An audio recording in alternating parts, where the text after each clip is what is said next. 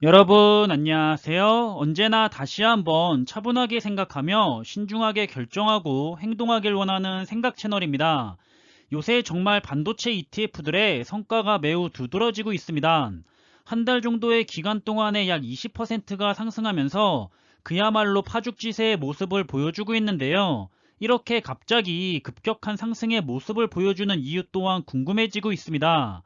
도대체 왜 무슨 일이 생겼길래 이렇게 갑자기 반도체주들의 주가가 급등을 하고 있는 건지 한번 살펴보겠습니다. 여러분들에게 전해드릴 좋은 소식이나 흥미로운 소식이 없을까 하면서 자료 조사 겸사 공부를 위해서 정보들을 살펴보고 있었는데요.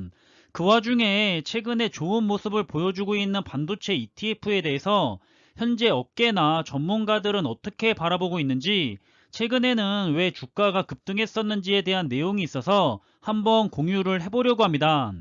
우선 반도체 부분에서 두 개의 대표적인 반도체 지수를 추종하는 SOX와 SMH ETF가 있는데요. 올해 반도체 분야는 꾸준히 우상향하기는 했지만 보시는 것처럼 변동성도 여러 번에 걸쳐서 매우 큰 편이었고, 뭔가 기분 좋게 올라간다고 느껴지기보다는 꾸물꾸물 거리면서 올라갈 듯 말 듯 하는 느낌으로 조금씩 올라가고 있었죠. 하지만 최근 한 달 사이에 갑자기 반도체주들의 주가가 뛰면서 덩달아 반도체 ETF의 성과도 급등하고 있는 모습을 보여주고 있는데요.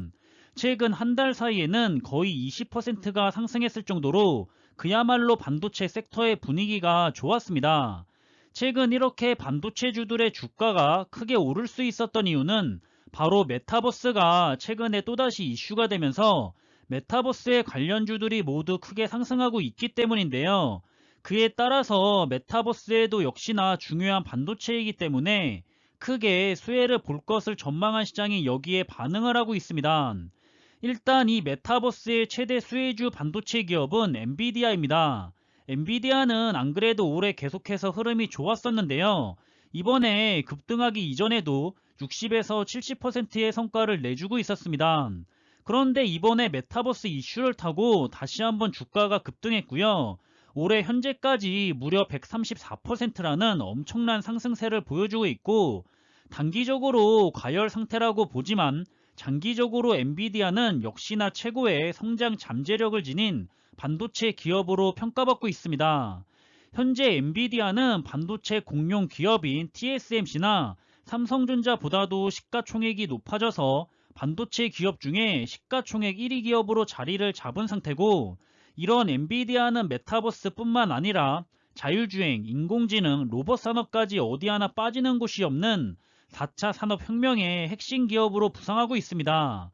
그렇기 때문에 이런 엔비디아는 인기 있고 유명한 ETF에는 대부분 속해 있기 때문에 우리 투자자들은 직접 투자를 통해서 투자를 할 수도 있고, 이런 ETF를 통해서 간접적으로 투자의 성과를 나눠 가질 수가 있습니다. 중앙처리장치 CPU 시장의 만년위기였던 AMD 역시 올해 상반기에 힘들었던 시기를 지나서 주가가 조금씩 회복을 하고 있었는데, 최근에 대형 빅테크 기업들에게 인텔로부터 업체 수주를 빼앗으려는 움직임도 보이고 있고, 페이스북이 사명을 바꾼 메타로부터 반도체 공급을 하게 되었다는 소식이 전해지면서 주가가 연일 급등하고 있는 상황입니다. 반도체의 절대 을기업인 ASML은 말할 것도 없습니다. 올해 계속해서 주가의 흐름은 좋았었고, 좀처럼 주가가 떨어지지 않아서 많은 개인 투자자분들이 한 번쯤 기회가 오기를 애타게 기다렸었는데요. 지난 9월과 10월쯤에 주가가 한번 큰 폭으로 떨어지면서 이때가 기회라고 생각한 투자자들이 ASML의 저가 매수 타이밍으로 보고 매수에 들어갔었습니다. 그리고 지금은 또다시 상승세로 돌아서면서 올해 현재까지 74%라는 매우 훌륭한 성과를 보여주고 있는 중입니다. 그리고 개별 기업으로 투자를 하시는 경우에는 항상 급등할 때 추가 매수가 아닌 추격 매수를 하면 고점에서 물릴 경우가 많은데요. 엔비디아를 보시면 현재 주가는 306달러인데 현재 평균 목표 주가는 243달러입니다.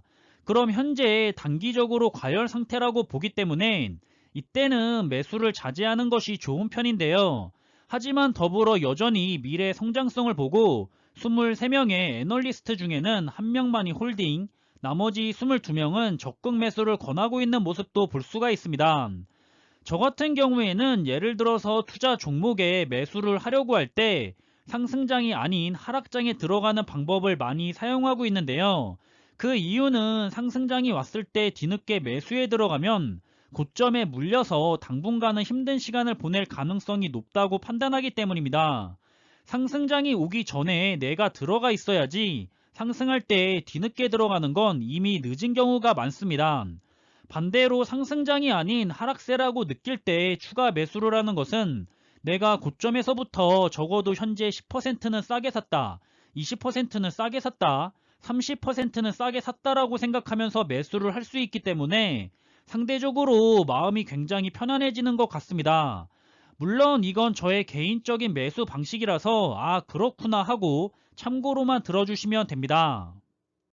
최근 반도체주들의 주가 상승을 이끌고 있는 메타버스 대장주인 로블록스는 올해 상장한 뒤에 큰 변동성의 시기를 보내고 있었는데요.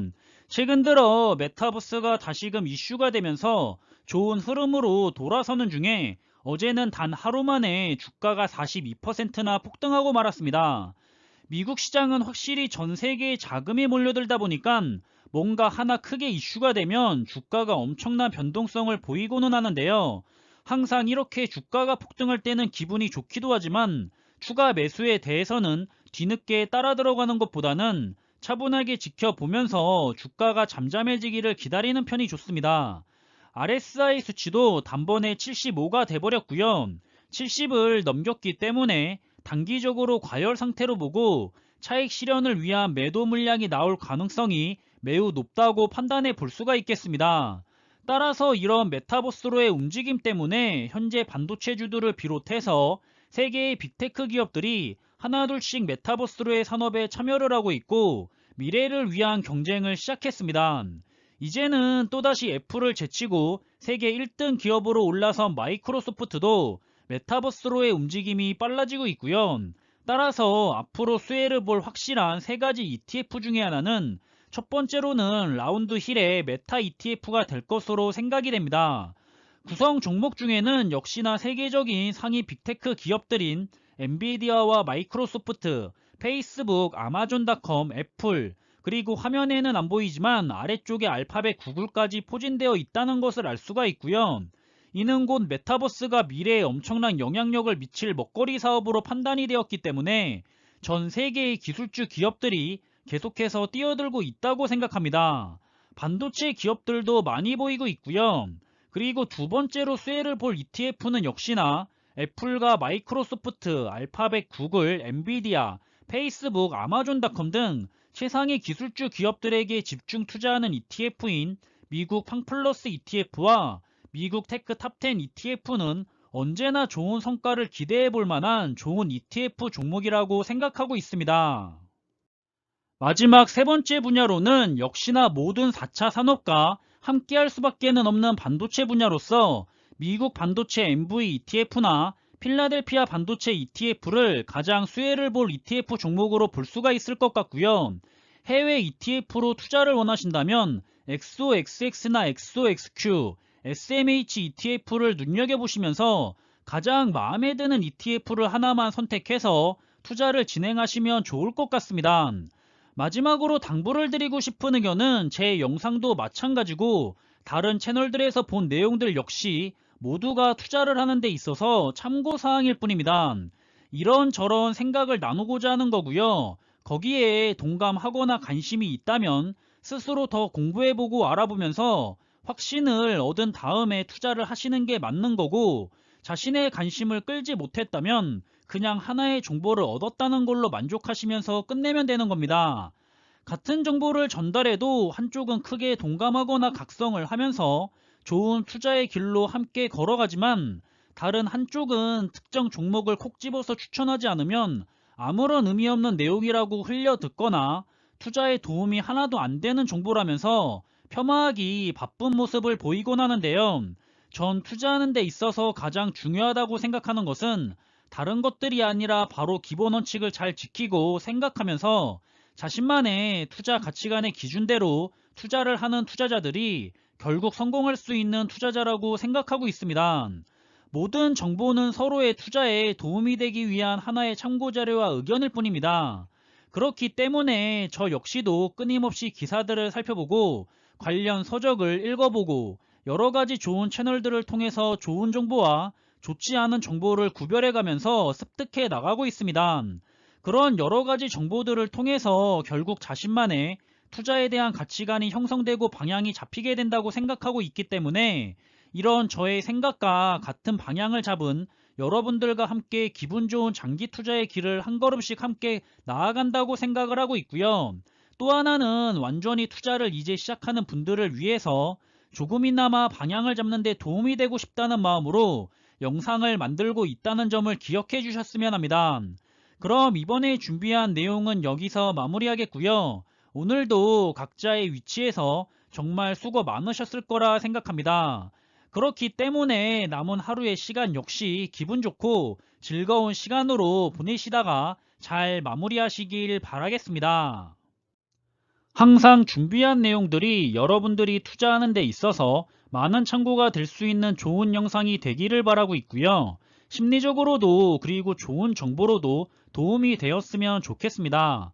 그럼 영상이 도움이 되셨다면 구독과 좋아요 부탁드리고 저는 다음에 더 좋은 정보들로 찾아뵙겠습니다. 감사합니다.